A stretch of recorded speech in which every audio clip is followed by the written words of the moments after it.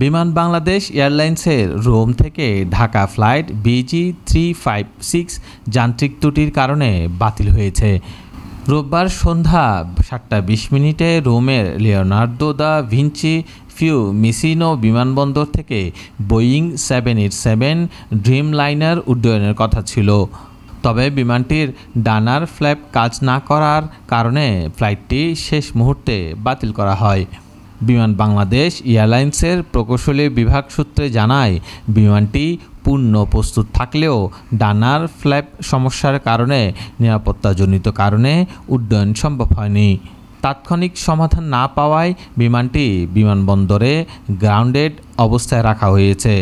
মেরামতের জন্য প্রয়োজনীয় যন্ত্রাংশ ঢাকা থেকে রোমে পাঠানো হচ্ছে, যা সোমবার বাংলাদেশ সময় সন্ধ্যার দিকে পৌঁছাবে। বিমান বাংলাদেশ এয়ারলাইন্সের জনসংযোগ বিভাগের মহাব্যবস্থাপক ABM রওশন কবির জানান, যাত্রীদের নিরাপত্তা নিশ্চিত করার জন্য ফ্লাইট বাতিল করা হয়েছে এবং তাদের হোটেলে থাকার ব্যবস্থা করা হয়েছে।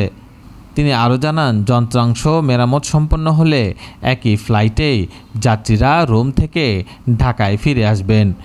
বিকল্প কোনো ফ্লাইটের ব্যবস্থা নেই, তাই যাত্রী ও ক্রুদের অপেক্ষা করতে হবে।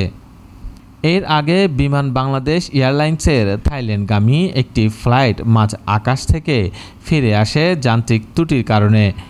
এর আগে দুবাইগামী আরেক ফ্লাইটও মাঝ আকাশ থেকে ফিরে আসার ঘটনা ঘটে।